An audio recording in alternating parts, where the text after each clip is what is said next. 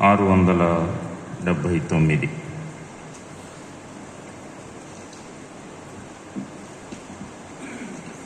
పాత పుస్తకాలు అయితే 663, కొత్త పుస్తకాలు అయితే 679.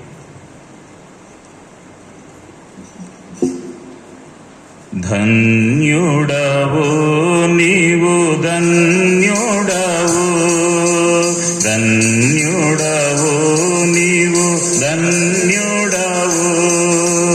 ఓ ఇశ్రాయేలు బహు ధన్యుడవు, ఓ ఇశ్రాయేలు బహు ధన్యుడవు. యెహోవాయే నిన్ను విమోచించెను, యెహోవాయే నిన్ను విమోచించెను. ప్రజలలో నీవు మహాశ్రేష్ఠుడవు, ధన్యుడవు, ధన్యుడవు నీవు, ధన్యుడవు, ధన్యుడవు నీవు, ధన్యుడవు. ఓ ఇశ్రాయేలు బహు ధన్యుడవు, ఓ ఇశ్రాయేలు బహు ధన్యుడవు. నీ పాపము పరిహారమాయే, నీ అతిక్రమము తుడువబడే. నీ పాపము పరిహారమాయే, నీ అతిక్రమము తుడువబడే. నిర్దోషియని నిన్నెంచే ప్రభు, నిర్దోషియని నిన్నెంచే ప్రభు. ఆత్మలో కపటము లేదనెను, ఆత్మలో కపటము లేదనెను. ధన్యుడవు నీవు, ధన్యుడవు, ధన్యుడవు నీవు, ధన్యుడవు. ఓ ఇశ్రాయేలు బహు ధన్యుడవు, ఓ ఇశ్రాయేలు బహు ధన్యుడవు. ఏర్పరచబడిన ధన్యుడవు, దారి చేరితివి నీ ప్రభు కడకు. ఏర్పరచబడిన ధన్యుడవు, దారి చేరితివి నీ ప్రభు కడకు. చేర్చెను తన మందిరములోన, చేర్చెను తన మందిరములోన. తృప్తి పరచెదాని సమృద్ధి చే, తృప్తి పరచెదాని సమృద్ధి చే. ధన్యుడవు నీవు, ధన్యుడవు, ధన్యుడవు నీవు, ధన్యుడవు. ఓ ఇశ్రాయేలు బహు ధన్యుడవు, ఓ ఇశ్రాయేలు బహు ధన్యుడవు. దుష్టుల యోచనలో వెళ్ళక, పాపుల మార్గమున నిలువక. దుష్టుల యోచనలో వెళ్ళక, పాపుల మార్గమున నిలువక. అపహాసకులతో కూర్చుండక, అపహాసకులతో కూర్చుండక. ధర్మశాస్త్రము ధ్యానించు నీవు, ధర్మశాస్త్రము ధ్యానించు నీవు. ధన్యుడవు నీవు, ధన్యుడవు, ధన్యుడవు నీవు,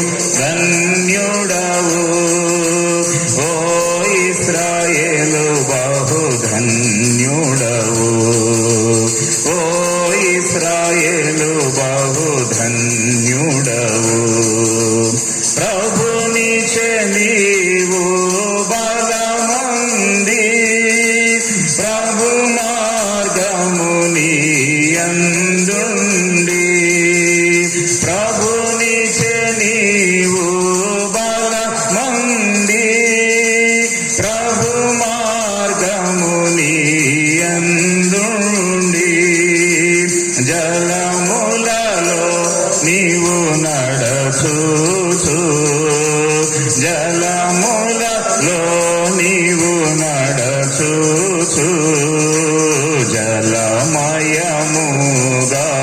చేయు నీవు జలమయముగా చేయు నీవు ధన్యుడవు నీవు ధన్యుడవు ధన్యుడవు నీవు ధన్యుడవు ఓ ఇశ్రాయేలు బహు ధన్యుడవు ఓ ఇశ్రాయేలు బహు ధన్యుడవు యెహోవాయే ఉత్తముడాని రుచి చూచి మరి ప్రభు నెరిగి యెహోవాయే ఉత్తముడాని రుచి చూచి మరి ప్రభు నెరిగి మహోన్నతుని ఆశ్రయించి మహోన్నతుని ఆశ్రయించి ఆరాధించు నీవు ధన్యుడవు ఆరాధించు నీవు ధన్యుడవు ధన్యుడవు నీవు ధన్యుడవు ధన్యుడవు నీవు ధన్యుడవు ఓ ఇశ్రాయేలు బహు ధన్యుడవు ఓ ఇశ్రాయేలు బహు ధన్యుడవు యెహోవాయే నిన్ను విమోచించెను యెహోవాయే నిన్ను విమోచించెను ప్రజలలో నీవు మహాశ్రేష్ఠుడవు ధన్యుడవు ధన్యుడవు నీవు ధన్యుడవు ధన్యుడవు నీవు ధన్యుడవు ఓ ఇశ్రాయేలు బహు ధన్యుడవు ఓ ఇశ్రాయేలు బహు ధన్యుడవు.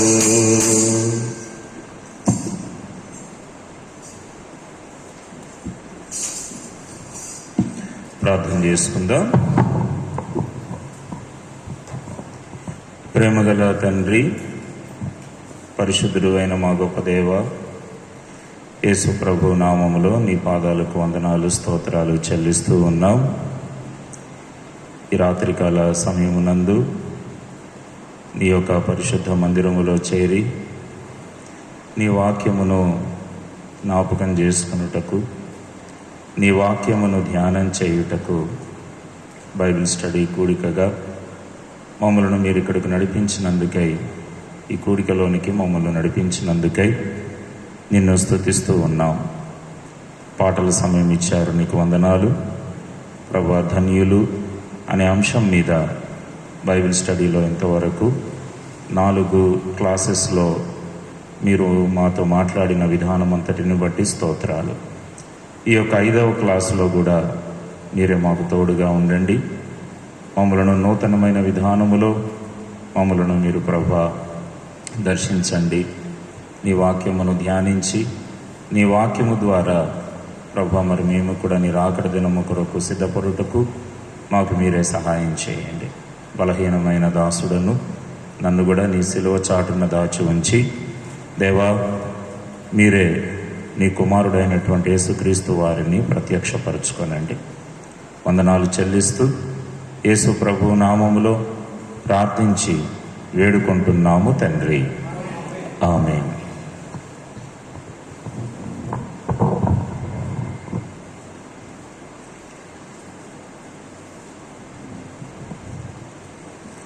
ఈ యొక్క సమయంలో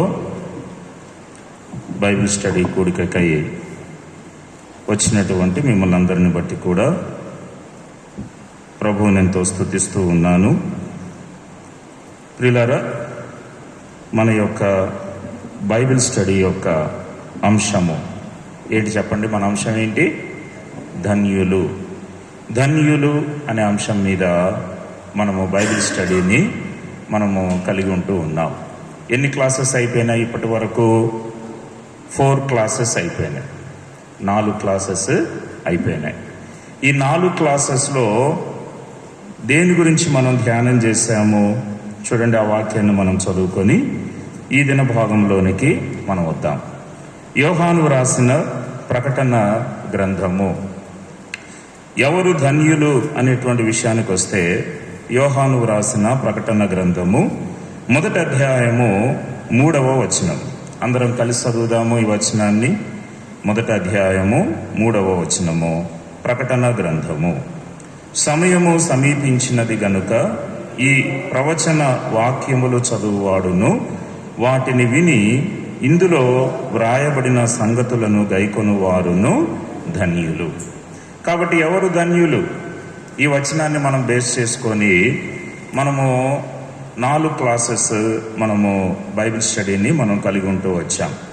ఎవరు ధన్యులు అనంటే, దేవుని యొక్క వాక్యమును చదివి వాటిని విని ఇందులో వ్రాయబడిన సంగతులను గైకొనేటువంటి వారు ధన్యులు అనేటువంటి అంశాన్ని మనము 4 క్లాసెస్లో మనం చూస్తూ వచ్చాం.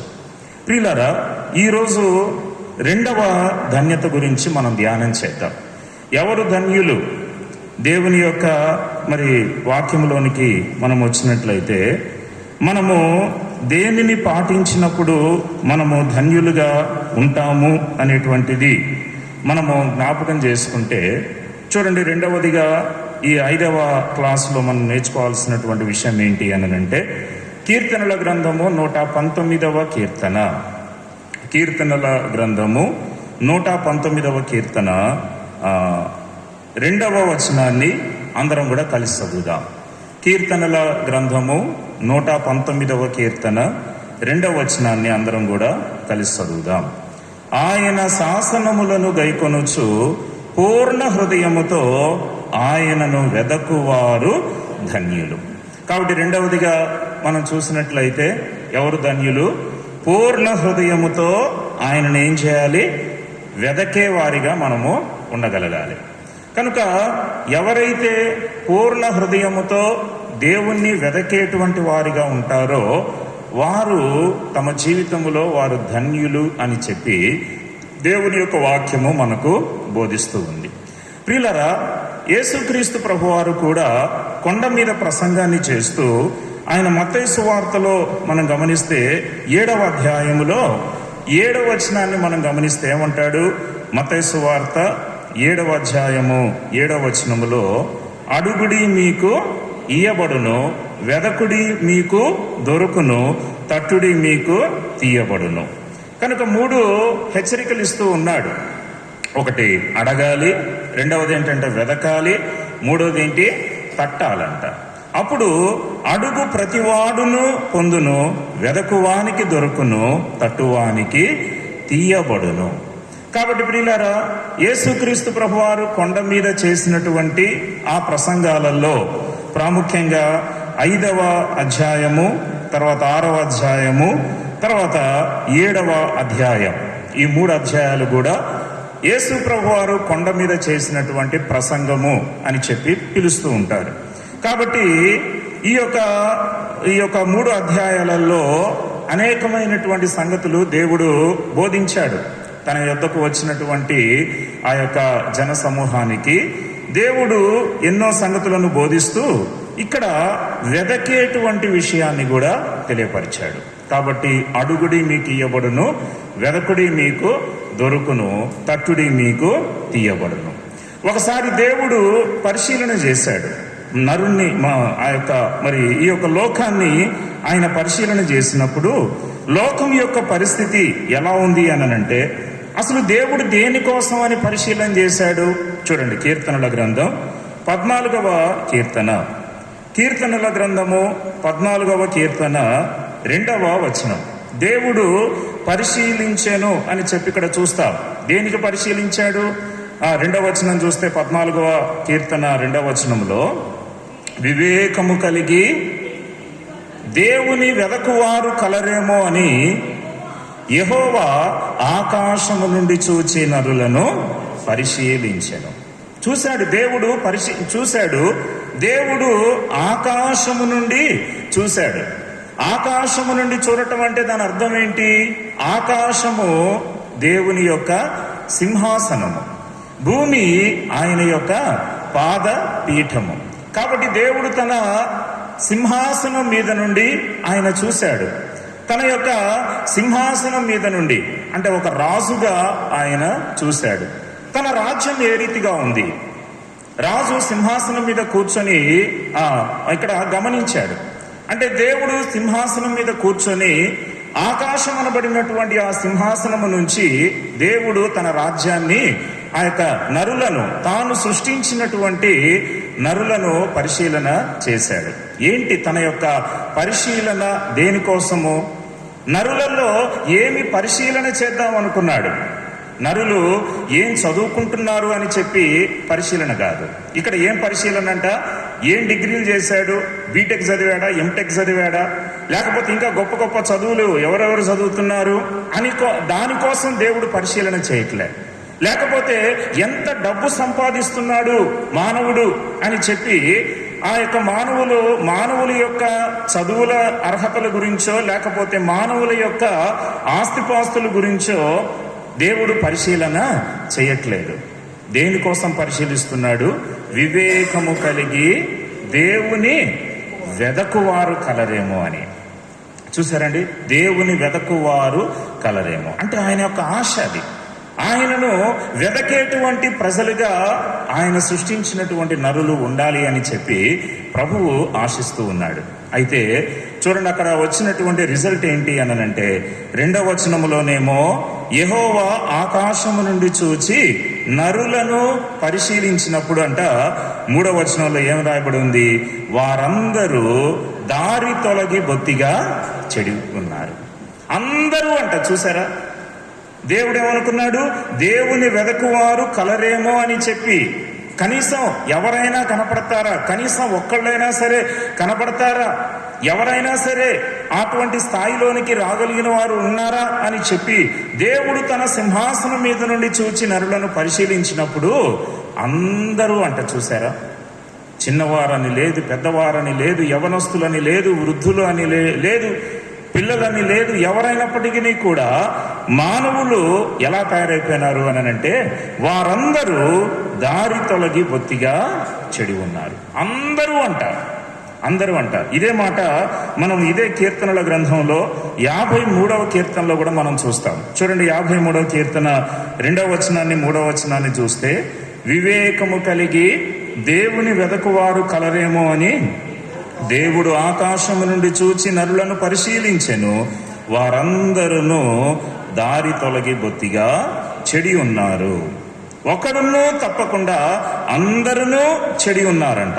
అందరూ చెడి ఉన్నారు అంటే మానవుల యొక్క స్థితి, నరుని యొక్క స్థితి దేవుని వెదకేటువంటి స్థితిలో లేదు. కానీ ఏమైపోతున్నారు అనంటే మానవులు అందరూ దారి తొలగి బొత్తిగా చెడి ఉన్నారు.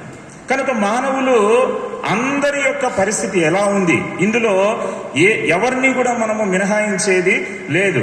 ఒక వయసులో ఉన్నటువంటి వాళ్లను మినహాయిద్దాం అనేటువంటిది లేదు. లేకపోతే ఒక కులానికి చెందిన వాళ్లను, లేకపోతే ఒక జాతికి చెందిన వాళ్లను, లేకపోతే ఒక దేశానికి చెందిన వాళ్లను, ఒక భాషను మాట్లాడే వాళ్లను, ఒక మతానికి చెందినటువంటి వాళ్లను అని చెప్పి మినహాయించేది లేదు. కానీ వారందరూ దారి తొలగి బొత్తిగా చెడి ఉన్నారు. ఇంకా మానవులందరూ అంట ఇంకా ఏ స్థితిలో ఉన్నారు అనంటే చూడండి, ఇక్కడేమో వారందరూ దారి తొలగి బొత్తిగా చెడిపోయి ఉన్నారు. ఇంకా మానవులు ఎట్లా ఉన్నారంట? రోమీయులకు రాసిన పత్రిక అందరూ అంటే దేవుని వెదకువారు కలరేమో అని చెప్పి దేవుడు ఆకాశము నుండి పరిశీలన చేసినప్పుడు మానవుల యొక్క మానవులందరి పరిస్థితి ఎలా ఉంది అనంటే 2వదిగా 3వ అధ్యాయం రోమీయులకు రాసినటువంటి పత్రిక 3వ అధ్యాయము 9వ వచనం. మానవులందరూ అంట ఎలా ఉన్నారు చూడండి. రోమపత్రిక 3వ అధ్యాయం 9వ వచనములో అలాగైనా ఏమందుము మేము వారి కంటే శ్రేష్ఠులమా, తక్కువ వారమా? ఎంత మాత్రమును కాము. యూదులేమి గ్రీసు దేశస్థులేమి అందరూ పాపమునకు లోనై ఉన్నారని ఇంతకు ముందు దోషారోపణ చేసి ఉన్నాము. చూసారండి, దేవుని వెదకువారు కలరేమో అని, కనీసం ఒక్కడైనా కనపడతాడేమోనని చెప్పి దేవుడు ఆశిస్తూ ఉంటే, పరిశీలన చేస్తూ ఉంటే అందరి పరిస్థితి ఎంత దౌర్భాగ్యమైన స్థితిలో ఉన్నది అనంటే, రెండవదిగా అంట అందరూ పాపమునకు ఎలా ఉన్నారు? లోనై ఉన్నారంట. పాపమునకు లొంగిపోయి ఉన్నారు. అందుకని ప్రభు అంటాడు, పాపము చేయు ప్రతివాడును పాపమునకు దాసుడు. అంటే మానవుని యొక్క స్థితి ఎలా ఉంది అనంటే, పాపమునకు లొంగిపోయినటువంటి స్థితి. అందరూ కూడా, ఇందులో ఏ వయసునో మనం ప్రక్కన పెట్టడానికి వీల్లేదు, అందరూ పాపమునకు లొంగిపోయి ఉన్నారు, పాపమునకు లోనై ఉన్నారు. ఇంకా అందరూ ఎట్లా ఉన్నారు? మూడవదిగా చూస్తే రోమీయులకు రాసిన పత్రిక 3వ అధ్యాయంలోనే 23వ వచనం, అందరూ ఎలా ఉన్నారు అనంటే, ఏ భేదమును లేదు, అందరూ పాపము చేసి దేవుడు అనుగ్రహించు మహిమను పొందలేకపోతున్నారు. అందరూ అంట. మూడో స్థితి ఏంటి? అందరికి ఉన్నటువంటి మూడో స్థితి ఏంటంటే, ఏ భేదమును లేదు, అందరూ పాపము చేసి దేవుడు అనుగ్రహించు మహిమను పొందలేకపోతున్నారు. అంటే దేవుడు మహిమను ఇద్దాము అని చెప్పని ఆశపడుతూ ఉన్నాడు. దేవుడు తన సంఘానికి మహిమను ఇద్దాము అని చెప్పి ఆశపడుతున్నాడు. దేవుడు మానవాళికి మహిమను ఇద్దాము అని చెప్పి ఆశపడుతూ ఉంటే అందరూ అంట ఎవ్వరూ కూడా ఆ మహిమను రిసీవ్ చేసుకోలేనటువంటి స్థితిలో ఉంటూ ఉన్నారు. కారణం ఏంటి? వారిలో ఉన్న పాపం. అందరిలో ఉన్నటువంటి స్థితి ఏంటి అనంటే, అందరము దారి తొలగి బొత్తిగా చెడిపోయినటువంటి ప్రజలంగా ఉంటూ వస్తూ ఉన్నాం. అందరము పాపమునకు లోనై ఉన్నటువంటి ప్రజలుగా ఉంటూ ఉన్నాం. మూడవదిగా, అందరూ పాపము చేసి దేవుడు అనుగ్రహించు మహిమను పొందలేనటువంటి పరిస్థితిలో ఉన్నాం. ఇంకా అందరికీ ఒక టైటిల్ ఇక్కడ రాయబడుతుంది. రోమీయులకు రాసిన పత్రిక 3వ అధ్యాయము 12వ వచనంలో చూస్తే, 11, 12 వచనాలలో, నీతిమంతుడు లేడు, ఒక్కడునూ లేడు, గ్రహించువాడెవడునూ లేడు. ఎవరు లేరంట? దేవుని వెదకువాడు ఎవడునూ లేడు. ఆయన ఆశ ఏంటి? దేవుని వెదకువారు కలరేమో అని చెప్పి ఆశ. అయితే దేవుని వెదకువాడు ఎవడునూ లేడు. అయితే అందరు ఎట్లా ఉన్నారంటే, త్రోవ తప్పి ఏకముగా పనికి మాలిన వారైరి. కనీసం ఒక్కడైనా కనపడతాడా దేవుని వెదకేవారు అని చెప్పి దేవుడు ఆకాశము నుండి తన సింహాసనం మీద నుండి చూచి నరులను పరిశీలన చేస్తూ ఉంటే మానవులందరి పరిస్థితి ఈ 4 రకాలుగా ఉండటము చూస్తూ ఉన్నాం. మానవులందరూ కూడా దారి తొలగి బొత్తిగా చెడిపోయి ఉన్నారు. మానవులందరూ కూడా పాపమునకు లోనై ఉన్నారు. మానవులందరూ కూడా పాపము చేసి దేవుడు అనుగ్రహించు మహిమను పొందలేకపోతున్నారు. మానవులందరూ కూడా త్రోవ తప్పి ఏకముగా ఏమైపోయారు? పనికి మాలినటువంటి ప్రజలుగా అయిపోయారు.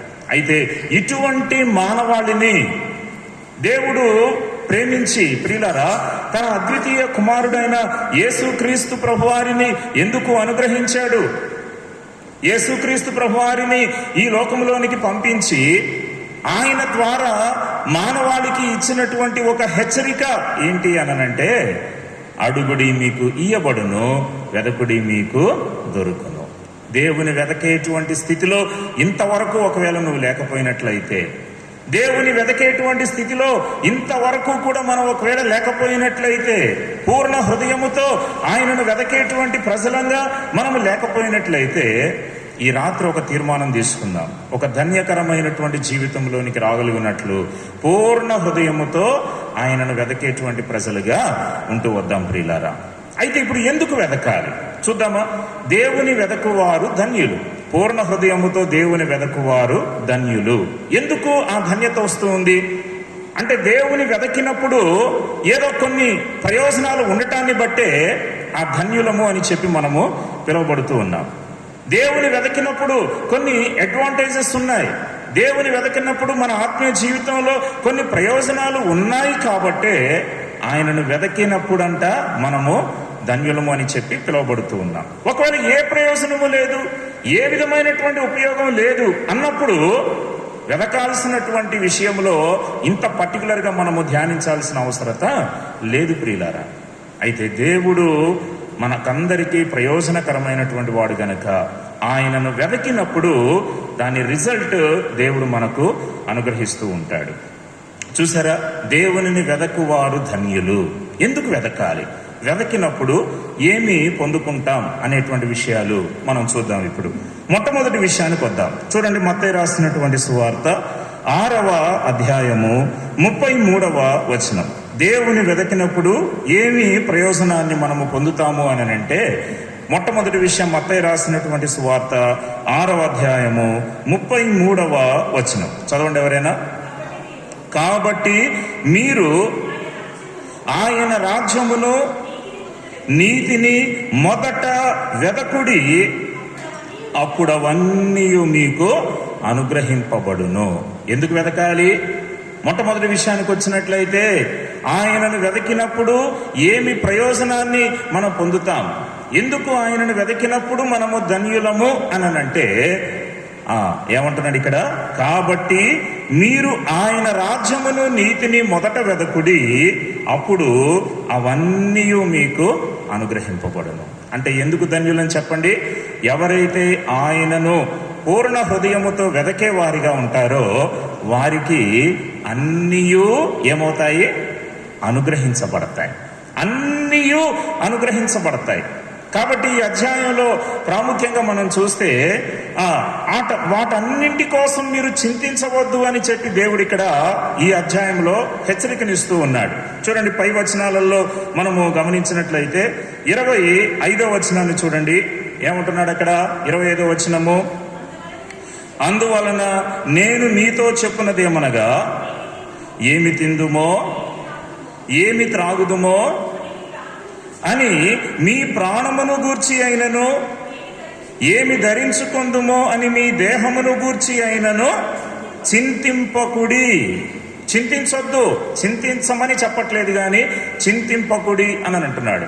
దేని విషయాలకు, ఏ విషయాల కొరకు చింతించవద్దు అనంటే తాత్కాలికమైనటువంటి ఈ యొక్క అవసరతల విషయమై ప్రియులారా నువ్వు చింతించవద్దు అని చెప్పి దేవుడు ఇక్కడ హెచ్చరిస్తూ ఉన్నాడు. అంటే నీ యొక్క గమనం దేని మీద ఉండాలి, నీ యొక్క మనసు దేని మీద ఉండాలి, దేని మీద ఉండకూడదు అనేటువంటి సంగతులు ఈ అధ్యాయంలో పర్టికులర్గా యేసు ప్రభు బోధిస్తూ ఉన్నాడు.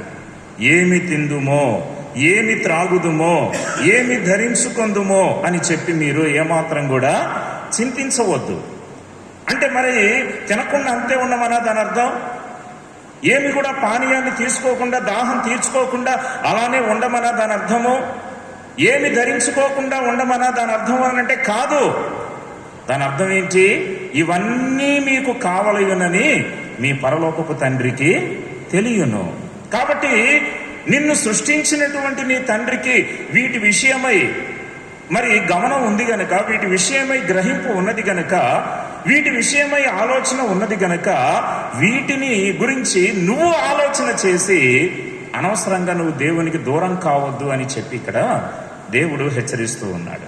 కాబట్టి ప్రియులారా, ఈరోజు మానవుడు నిద్ర లేచిన కాడ నుంచి మానవుడు తిరిగి మరలా రాత్రి పడుకునేంత వరకు కూడా భౌతికమైనటువంటి అవసరతల కోసము, భౌతికమైనటువంటి అవసరాల కోసం, భౌతికమైనటువంటి సంగతుల కోసము ఎంతో ప్రయాసపడుతూ ఉన్నాడు.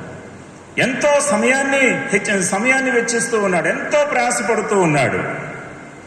చూడండి ప్రియులారా, దేనికోసం అనంటే ఏమి తిందుమో ఏమి త్రాగుదుమో ఏమి ధరించుకుందుమో. కాబట్టి వీటి విషయమై మీరు చింతింపకుడి. తర్వాత ఇంకొక విషయం ఏమంటున్నాడు? 28వ వచనములో, వస్త్రములను గూర్చి మీరు చింతింపనేలా. వస్త్రములను గూర్చి మీరు చింతింపనేలా. వస్త్రాలను గూర్చి కూడా మీరు ఏమాత్రము చింతించవద్దు. తర్వాత ఇంకా కొంచెం కిందకు వస్తే 31వ వచనంలో కూడా మరలా అదే మాట హెచ్చరిస్తూ ఉన్నాడు. కాబట్టి ఏమి తిందుమో ఏమి త్రాగుదుమో ఏమి ధరించుకుందుమో అని చింతింపకుడి, అన్యజనులు వీటన్నిటి విషయమై విచారింతురు, ఇవన్నీ మీకు కావాలనని మీ పరలోకపు తండ్రికి తెలియను. అంటే ఇవన్నీ కూడా విచారించేది ఎవరు? వీటన్నింటి కోసం ఆలోచన చేసేది ఎవరు? ఇవే కావాలి అని చెప్పి వీటికే ప్రాధాన్యతనిస్తూ ఎవరు వీటి విషయమై చింతిస్తూ ఉంటారు అని అంటే ఎవరు వాళ్ళు? సంఘము కాదు ప్రియులారా, దేవుని ప్రజలు కాదు, ప్రభు రక్తము చేత కొనబడినటువంటి దైవ సంఘము కాదు వీటి విషయమై చింతించేది. ఎవరు అనంటే అన్యజనులు అని ప్రభువు చెప్తూ ఉన్నాడు. కాబట్టి అన్యజనుల్లాగా మనం ఆలోచన చేయకూడదు, అన్యజనుల్లాగా మనము ప్రవర్తించకూడదు, అన్యజనుల్లాగా మన గ్రహింపు మన గమనము ఉండకూడదు. మనము అవిశ్వాసులతో జోడుగా ఉండవద్దు అని చెప్పి దేవుడు హెచ్చరిస్తూ ఉన్నాడు.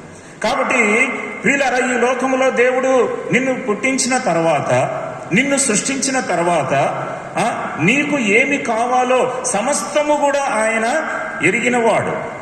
యెషయా గ్రంథము 43వ అధ్యాయంలో 1వ వచనంలో అంటాడు, చూడండి, యెషయా గ్రంథం 43వ అధ్యాయం 1వ వచనములో, అయితే యాకోబు నిన్ను సృజించిన వాడగు యెహోవా, ఇశ్రాయేలు నిన్ను నిర్మించిన వాడు ఈలాగు సెలవిచ్చుచున్నాడు, నేను నిన్ను విమోచించి ఉన్నాను, భయపడకము, పేరు పెట్టి నిన్ను పిలిచి ఉన్నాను, నీవు నా సొత్తు అని చెప్పనంటున్నాడు. భయపడొద్దు యాకోబు, భయపడొద్దు ఇశ్రాయేలు, నేను నిన్ను విమోచించాను, నేను నిన్ను సృష్టించాను, నేను నిన్ను నిర్మించాను, నేను నిన్ను పిలిచి ఉన్నాను, భయపడొద్దు, నీకేం కావాలి అనేటువంటివి నాకు తెలుసు. ఊరికే వాటి గురించే నువ్వు టెన్షన్ పడుతూ, వాటి గురించే నువ్వు ప్రయాసపడుతూ, వాటి గురించే నువ్వు ఆలోచన చేస్తూ, అనవసరంగా నీ మనసును పాడు చేసుకుంటూ, అనవసరంగా నీ యొక్క మనసును ఆవేదనలోనికి గురి చేసుకుంటూ నువ్వు దేవుని సన్నిధికి దూరం కావద్దు. భయపడకము, పేరు పెట్టి నిన్ను పిలిచి ఉన్నాను, నీవు నా సొత్తు అని చెప్పి అంటున్నాడు. కాబట్టి ప్రియులారా, అన్యజనుల్లాగా ఈ లోక సంబంధమైన, శరీర సంబంధమైన, భౌతిక సంబంధమైనటువంటి ఈ యొక్క తాత్కాలికమైనటువంటి విషయాల కొరకు మనము అన్యజనులాగా చింతించకుండా ఇప్పుడు మనల్ని ఏం చేయమంటున్నాడు యేసు ప్రభు అని అంటే, ఆయన రాజ్యమును, నీతిని మొదట వెదకుడి, అప్పుడు అవన్నీ మీకు అనుగ్రహింపబడును. అవన్నీ మీకు అనుగ్రహింపబడును. అవి నీకు కావాలని ప్రభువుకు తెలుసు. అవి నువ్వు బలహీనంగా కాకూడదని, నువ్వు బలంగా ఉండటానికి, నువ్వు తినటానికి సంథింగ్ ఏది కావాలి అని చెప్పి దేవునికి తెలుసు. నీ దాహము తీర్చబడటానికి పానీయం అవసరము అని చెప్పి దేవునికి తెలుసు. చూడండి, దేవుడు మానవుణ్ణి ఏ రోజు సృష్టించాడండి? ఏ రోజున సృష్టించాడు? సృష్టి కార్యాన్ని మనం చూస్తే ఆదికాండం 1వ అధ్యాయంలో మానవుణ్ణి 6వ రోజు సృష్టించాడు కదా. 6వ రోజున మానవుణ్ణి సృష్టించాడు. ఎప్పుడైనా ఆలోచన చేశారా? 1వ రోజు ఎందుకు సృష్టించలే? 2వ రోజు ఎందుకు సృష్టించలే? 3వ రోజు ఎందుకు సృష్టించలే? 4, 5 ఆ రోజులలో ఎందుకు సృష్టించలే? 6వ రోజున సృష్టించాల్సినంత అవసరం ఏంటి అని అంటే, ప్రియులారా, 6వ రోజున మానవుడు సృష్టించబడే లోపు, మానవుడు నిర్మించబడే లోపు ఆయనకు కావలసినవన్నీ కూడా ఏం చేశాడు? 5 రోజులు కూడా సమకూర్చాడు. చూసారా, మానవుని ఏం చేశాడండి? తనకు తినటానికి ఏం కావాలో, తనకు మరి దాహం తీరటానికి ఏం కావాలో, ఇవన్నీ విషయాలను ఎరిగినటువంటి వాడు గనక మానవునికి అవసరమైనటువంటి విషయాలన్నిటినీ కూడా మిగిలిన 5 రోజులు కూడా సృష్టించి, తనకు వెలుగు కావాలని, తనకు తినటానికి మరి ఆహార పదార్థాలు కావాలని, వీటన్నిటినీ కూడా మానవుని కోసము దేవుడు సృష్టించి, ఆ తర్వాత దేవుడు మానవుని సృష్టించాడు. చూడండి, ఆ తర్వాత మానవుణ్ణి దేవుడు సృష్టించాడు. చూడండి ప్రియులారా, సృష్టించి ఏమన్నాడు?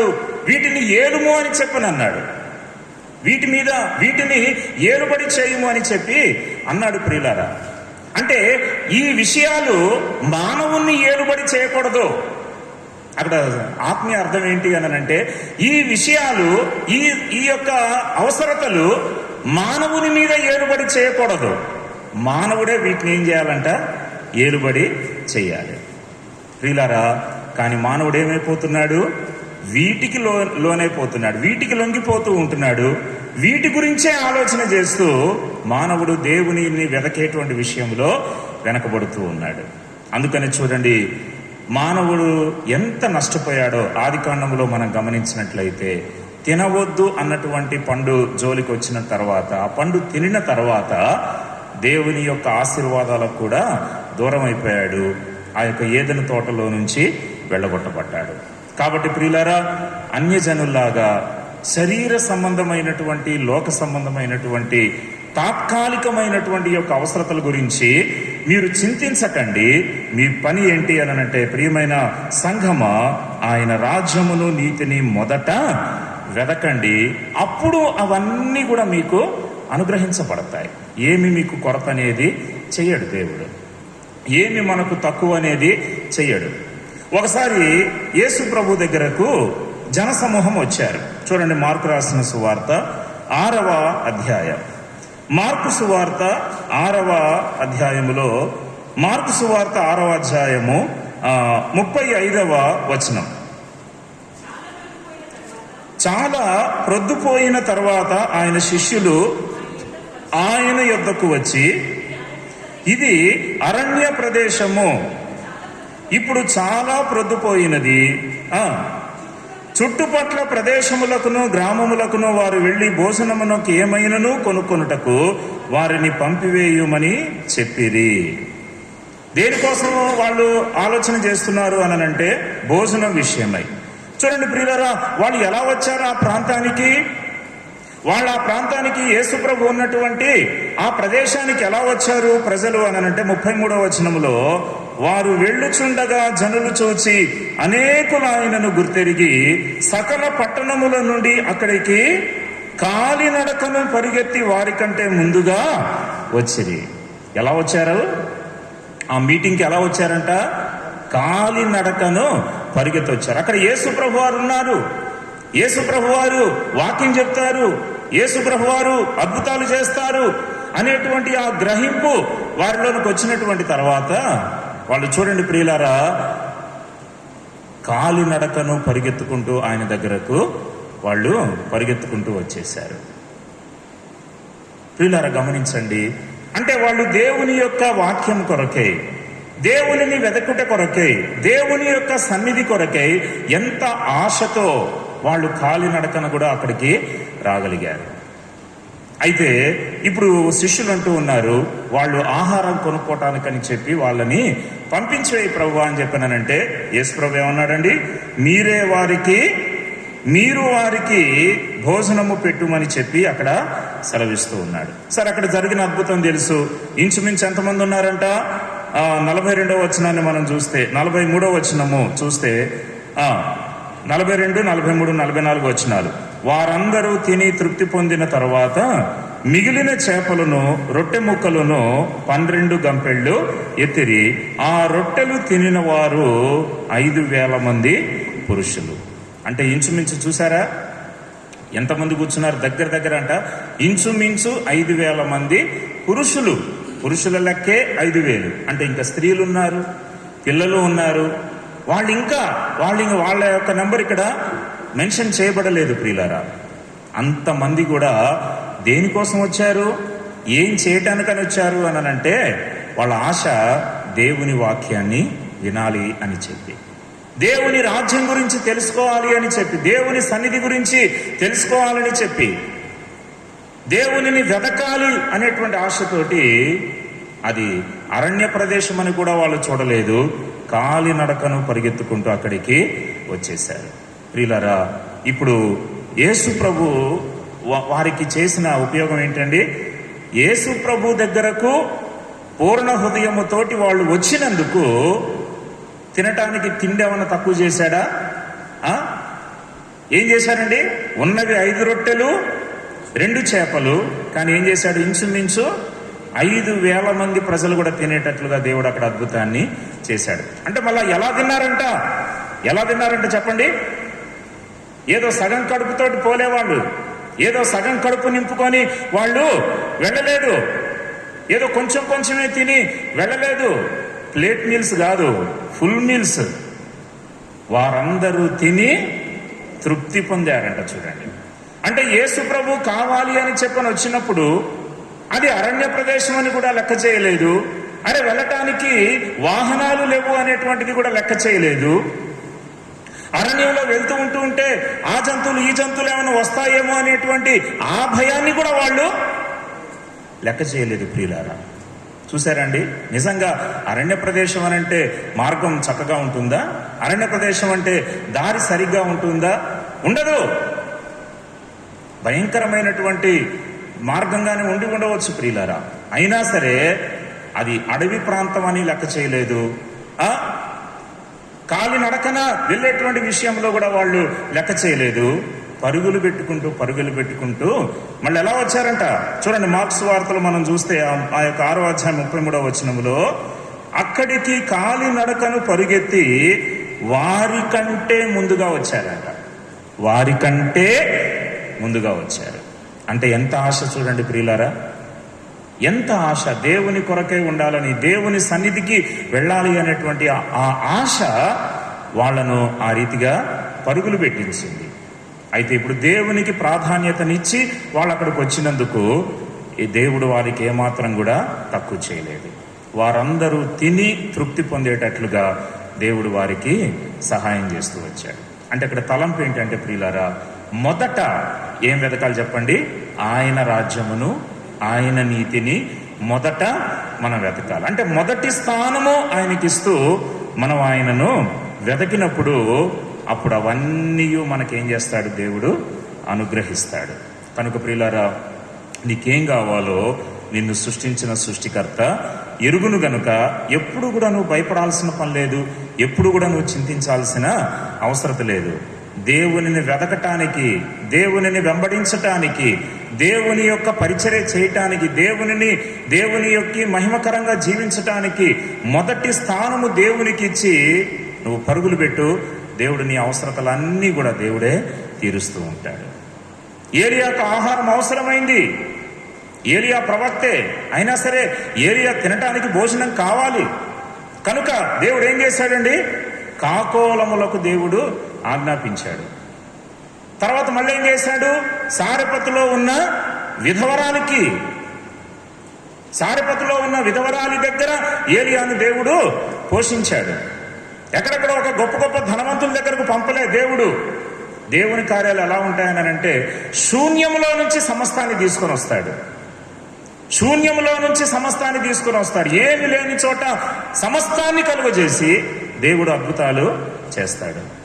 ఉన్నవి 5 రొట్టెలు 2 చేపలే, కానీ 5,000 మంది కూడా తినటానికి, ఇంచుమించు 5,000 మంది కూడా తినటానికి దేవుడు అద్భుతం చేస్తాడు.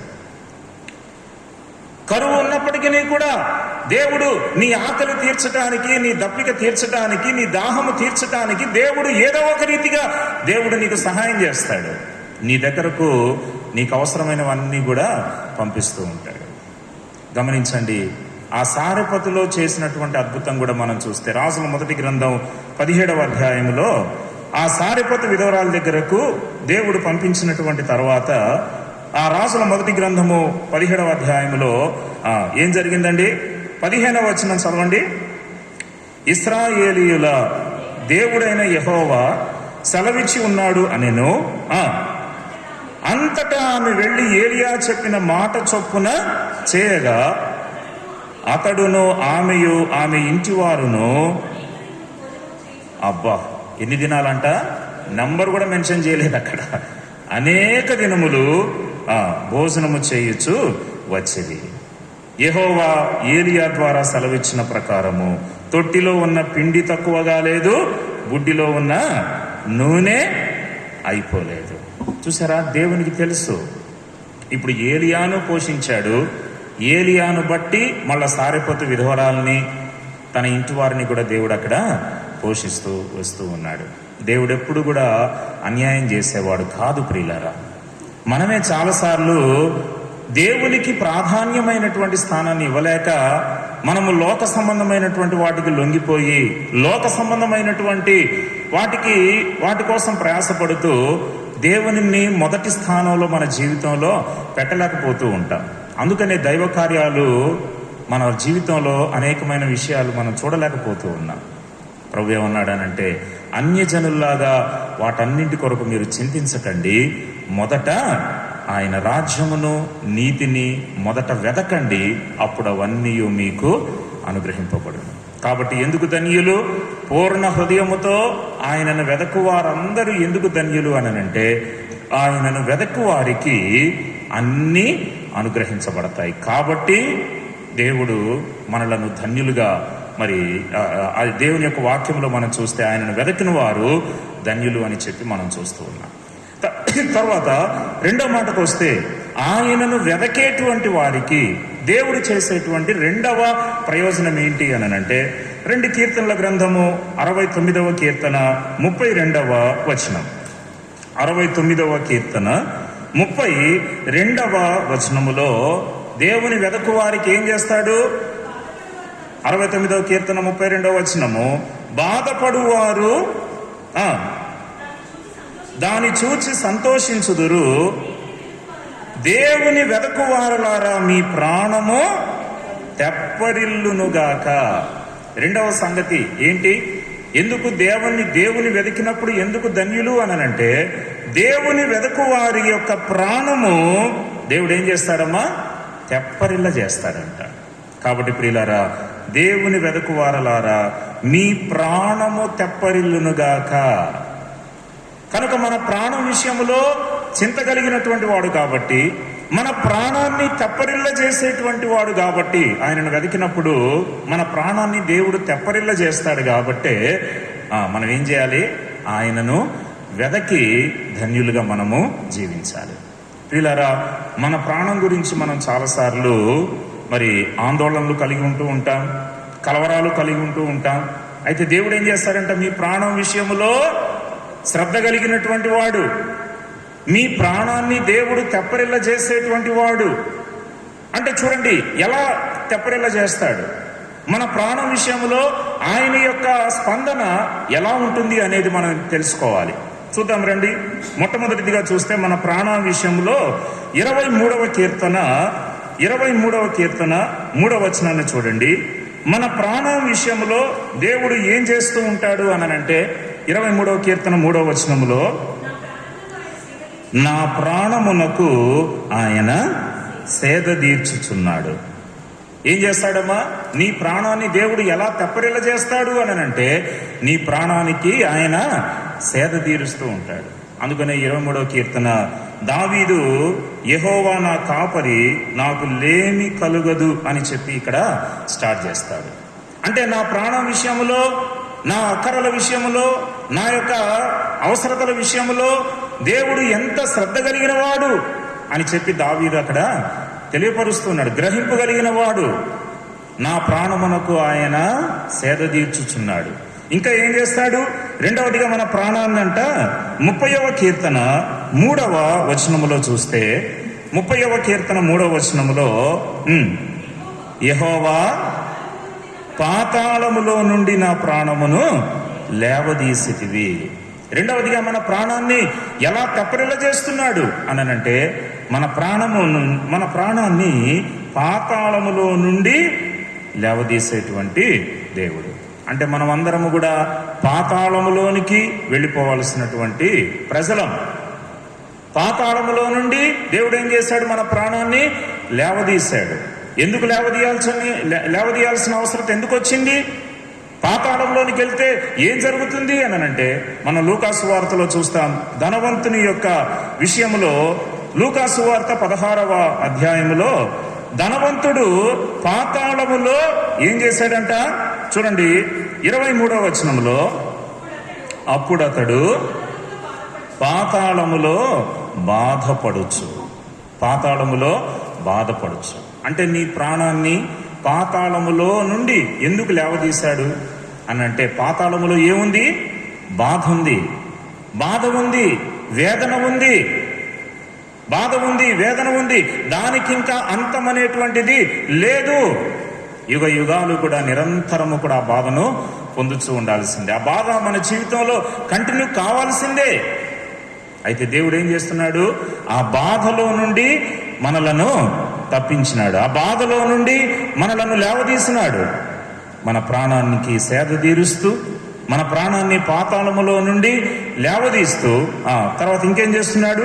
మన ప్రాణం విషయంలో 34వ కీర్తన 22వ వచనం, 34వ కీర్తన 22వ వచనంలో, యెహోవా తన సేవకుల ప్రాణమును విమోచించును. మన ప్రాణాన్ని మూడోది ఏం చేస్తున్నాడమ్మా? విమోచిస్తూ ఉంటున్నాడు. అంటే విమోచన అంటే ఏంటి? విమోచించటం అంటే ఏంటి? నేను నిన్ను విమోచించి ఉన్నాను అని దేవుడు అంటున్నాడు. అంటే ఏంటి విమోచన అంటే ఏంటి అని అంటే, ఎఫెసీయులకు రాసిన పత్రిక 1వ అధ్యాయం. విమోచనకు అక్కడ మీనింగ్ అపోస్తలుడైనటువంటి పౌలు తెలియజేస్తాడు. ఎఫెసీయులకు రాసినటువంటి పత్రిక 1వ అధ్యాయము 7వ వచనం. దేవుని కృపా మహదైశ్వర్యమును బట్టి ఆ ప్రియుని యందు ఆయన రక్తము వలన విమోచనము అనగా మన అపరాధములకు క్షమాపణ మనకు కలిగి ఉన్నది. అంటే విమోచన అంటే ఏంటి అని అంటే, దాని అర్థము మన అపరాధములకు క్షమాపణ. అంటే దేవుడు మన ప్రాణం విషయంలో ఎంత శ్రద్ధ కలిగిన వాడు అని అంటే, మన అపరాధముల నుండి మనకు క్షమాపణను అనుగ్రహించి, శిక్షకు పాత్రులమైనటువంటి మనలను ఆయన క్షమించి ఆ శిక్ష మన మీద రాకుండా చేసి, దేవుడు ఏం చేస్తున్నాడంటే మన ప్రాణాన్ని విమోచన కలుగజేశాడు. మన ప్రాణానికి విమోచన కలుగజేశాడు. కాబట్టి ప్రియులారా, మన ప్రాణమునకు సేద తీర్చేటువంటి వాడు, మన ప్రాణమును పాతాళములో నుండి లేవదీసేటువంటి వాడు, మన ప్రాణమునకు విమోచన కలుగజేసినటువంటి వాడు. అందుకనే దేవుని వాక్యం సెలవిస్తుంది, దేవుని వెదకువారలారా మీ ప్రాణము తెప్పరిల్లునుగాక అని చెప్పి అంటూ ఉన్నాడు. ఈ రోజున మన ప్రాణం విషయంలో రకరకాలైనటువంటి తలంపులు కలిగి ఉంటూ ఉంటాం. లూకాసు వార్తలో ఒక వ్యక్తి తలంపు కలిగి ఉన్నాడు. ఏమన్నాడంటే, తన ప్రాణముతో, నా ప్రాణమా, అనేక సంవత్సరములకు విస్తారమైనటువంటి ఆస్తి నీకు సమకూర్చబడి ఉన్నది, సుఖించుము, తినుము, త్రాగుము, సంతోషించుము అని చెప్పి తన ప్రాణముతో చెప్పుకోవాలని అనుకుంటున్నాడు. చూసారా, ఇక్కడ ధనవంతుని యొక్క ప్రాణము ఆ రీతిగా ఉంటుంది. ధనవంతుడు తన ప్రాణముతో అది చెప్పుకోవాలి అని చెప్పి తాను అనుకుంటూ ఉన్నాడు. అంటే ఆ చెప్పుకొందును అని చెప్పి అనుకున్నాడు, కానీ చెప్పుకోవటం కూడా జరగలేదు. దేవుడు వెంటనే ఏమన్నాడు? వెర్రివాడా, ఈ రాత్రి నీ ప్రాణమును అడుగుచున్నారు. చూసారంటే తన ప్రాణం విషయంలో భౌతికంగానే ఆలోచన చేస్తూ ఉన్నాడు. ఎక్కడ కూడా దేవుణ్ణి తాను జ్ఞాపకం చేసుకోవట్లేదు. అరే, దేవుడు నాకు ఈ ఆశీర్వాదం ఇచ్చాడే, దేవుడు నా పంటను ఆశీర్వదించాడే, దేవుడు నాకు ఇట్లాంటి ధనాన్ని ఇచ్చాడే అని చెప్పి ఎక్కడ కూడా దేవుణ్ణి జ్ఞాపకం చేసుకోవట్లేదు ఆ ధనవంతుడు. అక్కడ తాను వాడిన పదాలు మనం చూస్తే లూకాసు వార్తలో చూడండి, ఒక ధనవంతుని యొక్క పంట సమృద్ధిగా పండింది. ఇప్పుడు ఏం జరిగింది అని అంటే, తాను అనుకుంటూ ఉంటున్నాడు. 12వ అధ్యాయం, లూకా రాసినటువంటి సువార్త 12వ అధ్యాయములో 16వ వచనము నుంచి మనం చూస్తే, మరియు ఆయన వారితో ఈ ఉపమానము చెప్పెను, ఒక ధనవంతుని భూమి సమృద్ధిగా పండెను. అప్పుడు అతడు, నా పంట సమకూర్చుకొనుటకు నాకు స్థలము చాలదు గనుక నేనేమి చేతునని తనలో తాను ఆలోచించుకొని, నేనీలాగు చేతును. చూడండి, తాను వాడిన పదాలు మనం చూస్తే, నా కొట్లు విప్పి, తర్వాత వాటికంటే గొప్ప వాటిని కట్టించి అందులో నా ధాన్యం అంతటిని, మళ్ళీ ఏమన్నాడు, నా ఆస్తిని సమకూర్చుకొని నా ప్రాణముతో. అంటే ఇంకా నా నా నా దాంతోటే సరిపోయింది వాని జీవితం. నా ధాన్యము, నా పంట, నా ఆస్తి, నా ప్రాణము. చూసారా, అంటే వీటి కొరకే బ్రతుకుతూ ఉంటున్నట్లుగా నా ప్రాణముతో నేను చెప్పుకుంటాను అని అనుకున్నాడు. సుఖించుము, తినుము, త్రాగుము, సంతోషించుము అని చెప్పి చెప్పుకుంటాను అని చెప్పేసేసి తాను అనుకుంటూ ఉన్నాడు. కానీ దేవుడు, వెర్రివాడా, ఈ రాత్రి ఏమన్నాడంట, దేనితోటైతే చెప్పుకోవాలి అని చెప్పి అనుకున్నాడో ఇప్పుడు దాన్ని ఏం చేశాడు దేవుడు? వెర్రివాడా, ఈ రాత్రి నీ ప్రాణమును అడుగుచున్నారు. నీ ప్రాణమును అడుగుచున్నా. కనుక భౌతికంగా మనం ఆలోచన చేస్తే వీళ్ళ నష్టమే తప్ప ఏమాత్రం కూడా ప్రయోజనం అనేది ఉండదు. ఏముంది చెప్పండి? మానవుని యొక్క ప్రాణము, మానవుని యొక్క ప్రాణం యొక్క పరిస్థితి ఏముంది? ఎంత డబ్బు సంపాదించినా, ఎంత సెలబ్రిటీలో అయినా, ఎవరైనప్పటికీ కూడా దేవుడు పెట్టిన ఆయుష్కాలము అయిపోయింది అనుకోండి, నెక్స్ట్ ఏమైపోయింది మానవుని పరిస్థితి? ఎంత సెలబ్రిటీ అయినా సరే లోకాన్ని విడిచిపెట్టి వెళ్ళిపోవాల్సిందే. మన ప్రాణం ఎప్పుడు పోతుందో కూడా మనకు అర్థం కాదు ప్రియులారా. దేవుడు ఆత్మీయంగా మన ప్రాణాన్ని ఎంత భద్రపరుస్తూ ఉన్నాడో. తాత్కాలికమైనటువంటి విషయాల కొరకు నువ్వు ప్రయాసపడుతూ ఉంటే దేవుడు నిన్ను తరతరాలు నిలిచి ఉండేటువంటి ఆశీర్వాదాల కొరకై నీ ప్రాణాన్ని సిద్ధపరుస్తూ ఉంటాడు. కాబట్టి ప్రియులారా, నీ ప్రాణం విషయంలో దేవుడు శ్రద్ధ కలిగినటువంటి వాడు. మనమేమో తాత్కాలికమైనటువంటి వాటి కొరకే మనము చింత కలిగి ఉంటున్నాం. కానీ దేవుడు నిరంతరము మన ఆత్మ ఏ రీతిగా ఉండాలి అనేటువంటి దాని విషయంలో ఆశ కలిగి ఉంటూ నీ ప్రాణాన్ని ఇక్కడ ప్రిపేర్ చేస్తూ ఉంటున్నాడు. అది గుర్తించాలి ప్రియులారా. కాబట్టి ఎవరైతే ఆయనను వెతుకుతారో వారికి అన్నీ అనుగ్రహించబడతాయి. ఇది మొదటి ఆశీర్వాదం. రెండవ ఆశీర్వాదం ఏంటంటే, ఎవరైతే ఆయనను వెతుకుతారో వారి ప్రాణము తెప్పరిల్ల చేయబడుతుంది. మూడో మాట చెప్పి నేను ముగించేస్తాను. చూడండి, మూడవదిగా చూస్తే ఎవరైతే ఆయనను వెతుకుతారో, దినవృత్తాంతముల మొదటి గ్రంథము 28వ అధ్యాయము 9వ వచనం. దినవృత్తాంతముల మొదటి గ్రంథం 28వ అధ్యాయం 9వ వచనములో ఏం జరుగుతుంది ఆయనను వెతికినప్పుడు అని అంటే, చదవండి. మొదటి దినవృత్తాంతములు 28వ అధ్యాయము 9వ వచనములో, సొలొమోనా, నా కుమారుడా, నీ తండ్రి యొక్క దేవుడైన యెహోవా అందరి హృదయములను పరిశోధించువాడును, ఆలోచనలన్నిటినీ సంకల్పములన్నిటినీ ఎరిగిన వాడునై ఉన్నాడు.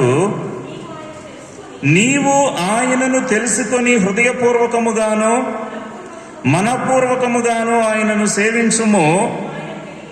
ఆ మాట గమనించండి. ఆయనను వెదకిన ఎడల ఆయన నీకు ప్రత్యక్షమగును. దావీదు తన కుమారుడైనటువంటి సొలొమోనును సిద్ధం చేస్తూ ఉన్నాడు. దావీదు తన కుమారుడైనటువంటి సొలొమోను తోటి మాట్లాడుతూ ఉన్నాడు. సొలొమోనా, నా కుమారుడా అని చెప్పి. ప్రియమైనటువంటి వారలారా, దావీదు తన కుమారుడికి బోధ చేస్తూ ఉంటున్నాడు. ఏం చేయమంటున్నాడు? సొలొమోనా, నీకున్నటువంటి డబ్బును బట్టి నువ్వు జల్సా చేయి, హ్యాపీగా ఉండు, సుఖించు అని చెప్పట్లేదు. సొలొమోనా, నా కుమారుడా, నీవు ఆయనను వెదకు. నీవు ఆయనను వెదకిన ఎడల ఆయన నీకు ప్రత్యక్షమవుతాడు. అక్కడ రెండు సంగతులు చెప్తూ ఉన్నాడు. నీవు ఆయనను తెలుసుకొని హృదయపూర్వకముగాను మనపూర్వకముగాను ఆయనను సేవించుము. ఆయనను వెదకిన ఎడల ఆయన నీకు ప్రత్యక్షమగును. ఒకవేళ దానికి ఆపోజిట్ గా ఉంటే, నీవు ఆయనను విసర్జించిన ఎడల ఆయన నిన్ను నిత్యముగా త్రోసి వేయును. వెదకితే ఓకే, ఎవరు ప్రత్యక్షమవుతారండి? దేవుడు ప్రత్యక్షమవుతాడంట. దేవుడు తన ప్రత్యక్షతను తన ప్రజలకు ఇవ్వాలి అని చెప్పి ఎంతో ఆశిస్తూ ఉంటున్నాడు ప్రియులారా. అయితే ఈ రోజున ఇప్పుడు మనకి ఎవరు ప్రత్యక్షమవుతూ ఉన్నారు? కొన్నిసార్లు కొంతమంది వ్యక్తులు అంటూ ఉంటారు, అన్న రాత్రి ఇప్పుడు పడుకోగానే ఏదో నల్లటి ఆకారాలు జుట్ట విరబూసుకొని వస్తుంది, నల్లటి ఆకారము జుట్ట విరబూసుకొని కనపడుతూ ఉంటుందన్నా, అవి ఇవి కనపడుతూ ఉంటున్నాయన్నా, భయమైపోతుందన్నా, కలవరం అయిపోతుందన్నా అని చెప్పి అంటూ ఉంటారు. అంటే ఎవరు ప్రత్యక్షం అవుతున్నారు? దేవుడు ప్రత్యక్షం కావాల్సింది పోయి సాతానుడు నీకు ప్రత్యక్షమవుతూ ఉంటాడు. వీళ్ళారా, కారణం ఏంటి? నీవు ఆయనను వెదకితే ఆయన ప్రత్యక్షం అవుతాడు. ఆయనను విసర్జిస్తే ఎవరు ప్రత్యక్షం అవుతారు? ఆటోమేటిక్గా సాతాను ప్రత్యక్షం అవుతాడు. నల్లటి ఆకారాలు ప్రత్యక్షం అవుతాయి, జుట్టు విరబోసుకొని ప్రత్యక్షం అవుతాయి. కనుక ప్రియులారా, ఆయనను వెదకిన వారికి ఆయన ప్రత్యక్షమవుతాడు. దేవుడు ఎవరెవరికి ప్రత్యక్షమయ్యాడు? చాలా మందిని మనం చూడవచ్చు. కొన్ని విషయాలు మనం చూస్తే ఆదికాండములో 17వ అధ్యాయం చూడండి, మొదటి వచనం. ఆదికాండం 17వ అధ్యాయము మొదటి వచనంలో, అబ్రాము 99 ఏండ్ల వాడైనప్పుడు యెహోవా అతనికి ప్రత్యక్షమై. చూడండి, దేవుడు ఎవరికి ప్రత్యక్షమయ్యాడు అంటే ఎవరెవరికి ప్రత్యక్షమయ్యాడో వాళ్ళ లిస్ట్ మీకు చూపిస్తూ ఉంటున్నాను. ఇప్పుడు అబ్రాము 99 ఏండ్ల వాడైనప్పుడు యెహోవా అతనికి ప్రత్యక్షమై, అంటే ఆదికాండము 17వ అధ్యాయం మొదటి వచనములో అబ్రామునకు ప్రత్యక్షమైన దేవుడు. తర్వాత ఇంకెవరికి ప్రత్యక్షమయ్యాడు? ఆదికాండము 35వ అధ్యాయము 7వ వచనం. దేవుడు ఎవరికి ప్రత్యక్షమయ్యాడు అక్కడ? ఆదికాండము 35వ అధ్యాయం 7వ వచనంలో, అతడు తన సహోదరుని ఎదుట నుండి పారిపోయినప్పుడు దేవుడు అక్కడ అతనికి ప్రత్యక్షమాయను గనుక అక్కడ బలిపీఠమును గట్టి ఆ చోటికి ఏల్బేతేలను పేరు పెట్టిరి. ఎవరికి ప్రత్యక్షమయ్యాడన్నా? ఇక్కడ యాకోబునకు ప్రత్యక్షమయ్యాడు. తన అన్న దగ్గర నుంచి పారిపోయినప్పుడు, తన అన్నకు భయపడిపోయి పారిపోయినప్పుడు దేవుడు అక్కడ ప్రత్యక్షమయ్యాడు. చూడండి, అక్కడ బలిపీఠాన్ని కట్టాడంట. ఆ తర్వాత ఏం జరిగింది? ఆ చోటికి ఏల్ బేతేలను పేరు పెట్టిరి.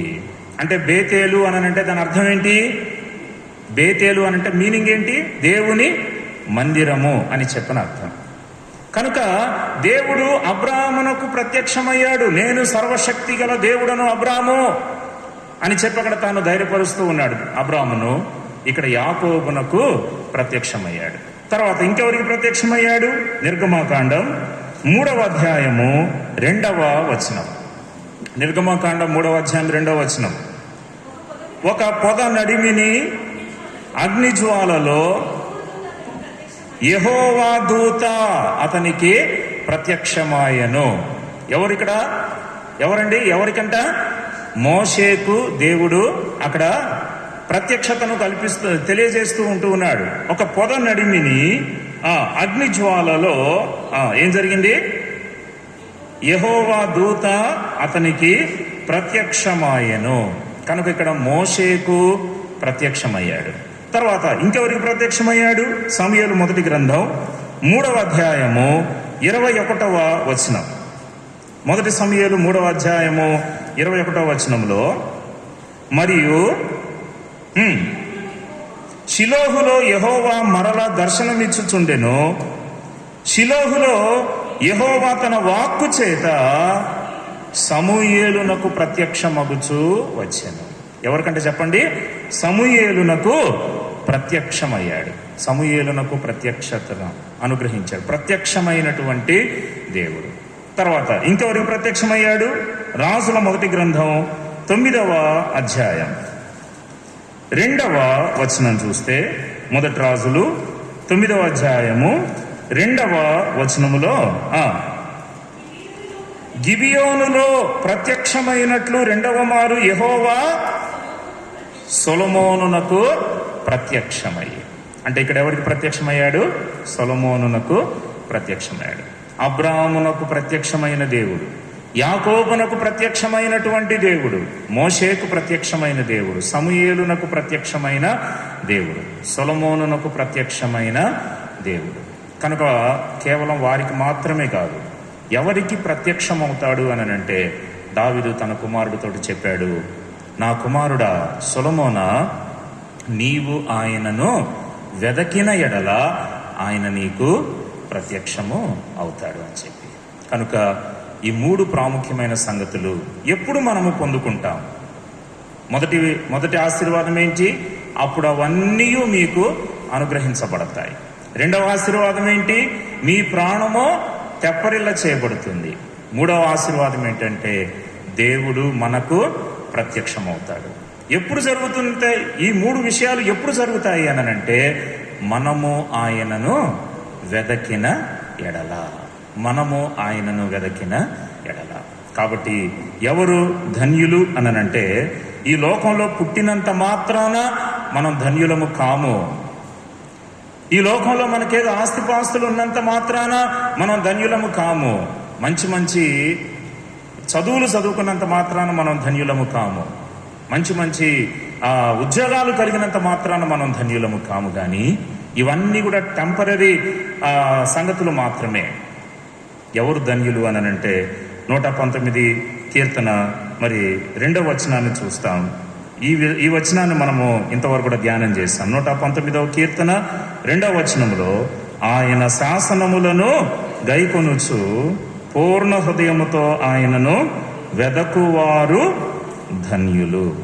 కనుక పూర్ణ హృదయముతో దేవుని వెతకటానికి మనము ప్రతిష్ఠ చేసుకుంటూ వచ్చినప్పుడు మనము మన జీవితంలో ధన్యులుగా మనము పిలువబడుతూ ఉంటాం. ప్రియులారా, ఆ ధన్యతలోనికి మనము తయారు చేయబడాలి. ఆ ధన్యతలోనికి మనము ప్రభు ద్వారా తీసుకొని రాబడి ఈ 3 అంతల దీవెనలు మనం కూడా పొందుకోవాలనేదే ప్రభు యొక్క ఆశ. దేవుని వాక్యం సెలవిస్తుంది, ఓ ఇశ్రాయేలు, నీది భాగ్యము ఎంతో గొప్పది, ధన్యుడవు నీవు, ధన్యుడవు. ఓ ఇశ్రాయేలు, నీవు బహు ధన్యుడవు అని చెప్పి దేవుడు మనల్ని బలపరుస్తూ ఉన్నాడు. కనుక ఆయనను వెతుకుతూ ఆ యొక్క గొప్ప ధన్యత కలిగినటువంటి జీవితంలోనికి మనం కూడా తయారు కావాలని ప్రభువు ఆశిస్తూ ఉన్నాడు. కనుక అటువంటి ధన్యతలోనికి దేవుడు మనలను నడిపించునుగాక. ప్రార్థన చేసుకుందాం. దయచేసి ఎవరైనా ఒకరు మరి ప్రార్థన చేయండి. ఆ తర్వాత నేను ప్రార్థన చేసి ముగిస్తాను. బంద్ చేశాను. ఎవరైనా ఒకరు ప్రేరేపణ కలిగిన